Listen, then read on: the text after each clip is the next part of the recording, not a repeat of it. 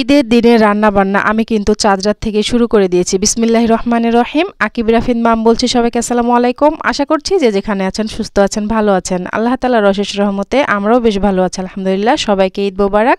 সকাল সকাল ঝামেলাটা যাতে একটু কম হয় এজন্য রাত্রিবেলায় কিছু রান্না করে রাখছি। তো এখানে সেমাই ভেজে নিচ্ছি আর চিনি দিয়ে খুব ভালো করে ভেজে নিয়েছি। তো চিনিটা গলে যাওয়ার পরে তারপরে গুঁড়া দুধ দিয়ে ভেজে নিচ্ছি। তো অনেকে বুঝে গিয়েছেন যে আমি কি সেমাই রান্না করব। আমি নওয়াবি সেমাই রান্না করব, এজন্য আগে থেকে এই যে সেমাইটা ভেজে নিলাম। আর এখানে দুধ জাল করে নিয়েছিলাম। সেই দুধের মধ্যে এখন কনডেন্স মিল্ক দিয়ে দেওয়ার পরে আমি কিছুটা কর্নফ্লাওয়ার দিয়ে আস্তে আস্তে নাড়াচাড়া করে দিচ্ছি। আর এটা কিন্তু অনবরত এখন নাড়তেই থাকতে হবে, না হলে দেখা যাবে যে তলার দিকটাতে লেগে যাবে। তো তারপরে বেশ কিছুক্ষণ পরে এটা কিন্তু অনেকটা জমে গিয়েছে, মানে ক্রিমটা আমার তৈরি হয়ে গিয়েছে। এখন আমি সেমাইটা সেট করে নিব। তো সেমাইটা সেট করার জন্য আমি এই যে টেবিলে নিয়ে চলে আসছি আর এই যে কিছুটা সেমাই এখন দিয়ে দিচ্ছি। তারপরে কিন্তু আমি যে ক্রিমটা বানিয়ে রেখেছিলাম সেই ক্রিমটা এখন ওর উপর দিয়ে দিব আর কি। তো ক্রিমটাও কিন্তু আমি দিয়ে দিয়েছি। তারপরে আবার উপর দিয়ে কিছুটা সেমাই দিয়ে দিচ্ছি। আর আমার বাসাতে কিন্তু কিশমিশ, কাজু বাদাম, কাঠবাদাম এগুলো আমার ছেলেটা পছন্দ করে না, এই জন্য এগুলো আর দিলাম না। এই সেমাইটা ঠান্ডা ঠান্ডা খেতে কিন্তু খুব ভালো লাগে, এই জন্য এটাকে রাত্রিবেলায় রান্না করে রাখলাম। আর এখন আমি বুন্দিয়াটাও ভেজে নিচ্ছি, তাহলে এটা সারা রাত ভিজবে, সকালবেলা আমরা খেতে পারবো। এই জন্যই আর কি রাত্রিবেলায় এই দুইটা কাজ আমি করে রাখছি। এইখানে বুন্দিয়া ভাজা শুরু করে দিয়েছি আর বুন্দিয়াগুলো ভেজে নিচ্ছি আমি এক এক করে সবগুলাই। তো আমি কিন্তু কখনোই ফুড কালার এর আগে ব্যবহার করিনি, এবার প্রথম কালার দিয়ে আমি ভাজছি। আকিবের আব্বু আবার এগুলো কালার টালার পছন্দ করে না, তারপরও দেখার সৌন্দর্যের জন্য একটু মানে ভাজছিলাম যাতে করে একটু দেখতে ভালো লাগে। তো আমি কিন্তু সবুজ কালারটা মানে দিয়ে পরবর্তীতে ভাবছিলাম যে কালারটা না দিলে ভালো হতো, তো যেহেতু দিয়ে ফেলেছি এজন্য ভেজেই নিচ্ছি আর কি। তো সবগুলো আমি বুন্দিয়া ভেজে নিয়েছি এক এক করে। এখন হচ্ছে যে আমি আর এক পাশে কিন্তু শিরাটাও করে নিয়েছিলাম। তো এই যে সবগুলো শিরার মধ্যে এখন দিয়ে দিব। তারপরে এটা কিন্তু সারা রাত ভিজবে, দেখা যাবে ভিজার পরে আমরা সকালবেলা খুব সুন্দর এটাকে খেতে পারবো।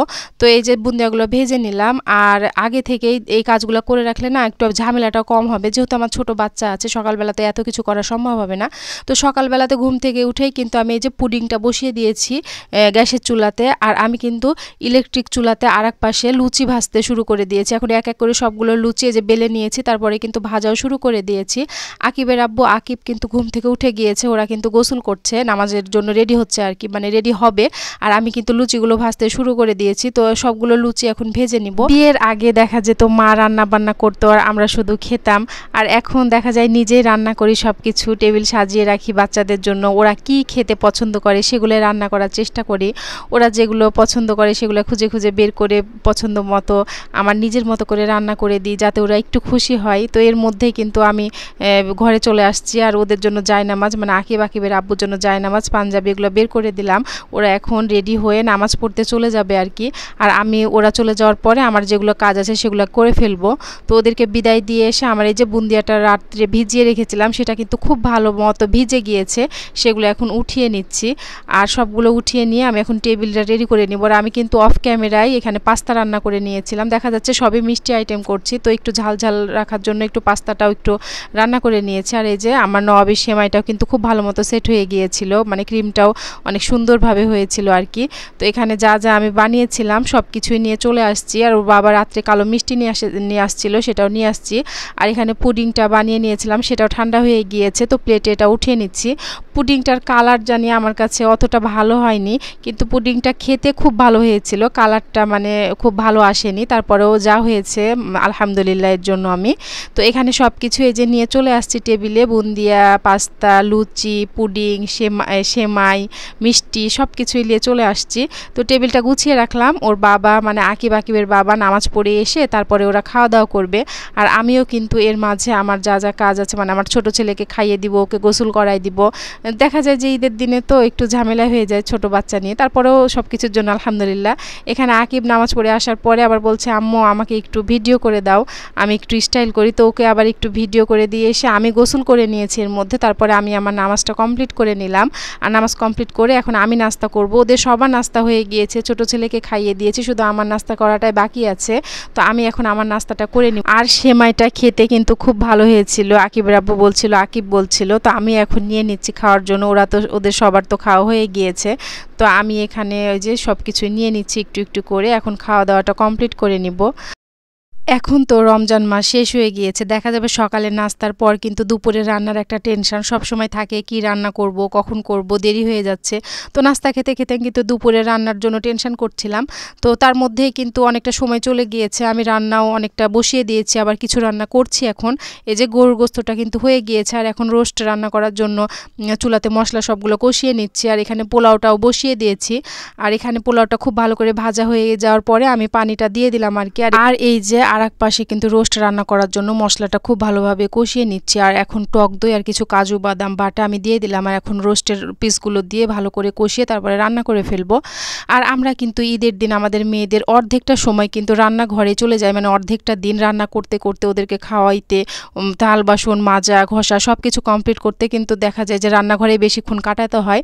তো এর মধ্যেই কিন্তু আমি যা যা রান্না করেছিলাম সব কমপ্লিট হয়ে গিয়েছে। গরুর গোস্ত রান্না করেছিলাম, তারপরে রোস্ট, পোলাও, তারপরে পটলের ভাজিটাও কিন্তু আমি অফ ক্যামেরায় করে নিয়েছিলাম।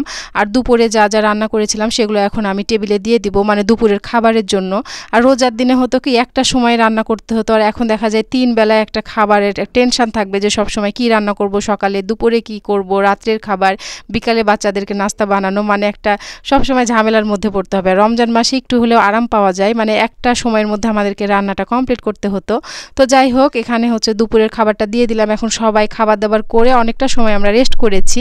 আর বিকালের দিক দিয়ে একটু বাচ্চাদেরকে নিয়ে ঘুরতে বের হয়েছি। দেখা যায় যে মনে চায় না যে ঘুরতে বের হয়ে একটু রেস্ট করি, বাসাতেই থাকি, কিন্তু বাচ্চাদেরকে নিয়ে হয় কি একটু ওদেরকে ঘুরতে বের হতে হয়। বাচ্চারা তো সবসময় বাসাতে থাকতে চায় না, কান্নাকাটি করে। তো আকিবের আব্বু বলছিল যে এই রাইডটাতে ওঠার জন্য। তো আমি বেশ কিছুক্ষণ দাঁড়িয়ে দাঁড়িয়ে দেখছিলাম যে যারা উঠেছিল যে অক্টোপাস এই রাইডটাতে, তারা কিন্তু অনেকটা চিল্লাচ্ছিল। তো পরবর্তীতে আমার দেখে মাথা ঘুরছিল, এজন্য আমি পরে আর উঠিনি, শুধু দেখেইছি আর কি। তো তারপরে যে বাচ্চাদেরকে নিয়ে একটু এদিকে হাঁটাহাঁটি করছিলাম, ওরা খেলছিল, আমরা দাঁড়িয়েছিলাম, বেশ কিছু সময় আমরা বাইরে কাটিয়েছি। আরও বেশ কিছু জায়গায় কিন্তু আমরা ঘুরে বেরিয়েছি। তো ঈদের দিনটা না আমাদের এইভাবেই কেটেছে, বাচ্চাদেরকে নিয়ে মনে না চাইলে অনেক সময় বের হতে হয়, আর ওদেরকে নিয়ে আমরা বের হয়েছিলাম। আর এই সময়টা তো সবার ছুটি থাকে, আর এখন না বের হলে তো পরবর্তীতে আরও ওর বাবা অতটা ওদেরকে সময়ও দিতে পারবে না, এই জন্য যত কষ্ট হোক তারপরে কিন্তু ওদেরকে ঘুরিয়ে নিয়ে বাসায় চলে এসে যে আমি আমার সংসারের কাজকর্মে লেগে পড়েছি। যেগুলো প্লেট বাটি বের করেছিলাম এখন এগুলো উঠিয়ে নিচ্ছি, সবগুলাই তো আর ফাঁকা হয়নি, যেগুলো ফাঁকা হয়েছিল সেগুলো রেখে দিচ্ছি। আর কিছু কিছু খাবার এখনও রয়ে গিয়েছে, তো সেগুলো ফ্রিজে আছে, ওগুলো পরবর্তীতে উঠাবো। সারাদিনের কাপড় চোপড় এগুলো এখন ভাঁজ করে রাখছি, একবার যেহেতু পরা হয়েছে এখনই আর ধুবো না, আর কয়েকবার পরার পরে ধুয়ে দিব। তো আজকের মতো এখানে বিদায় নিচ্ছি। সবাই সুস্থ থাকার, ভালো থাকার চেষ্টা করবেন, আর আমাদের জন্য দোয়া করবেন। আমি আমার কাজগুলো কমপ্লিট করে ফেলি। আল্লাহ হাফেজ, আসসালামু আলাইকুম।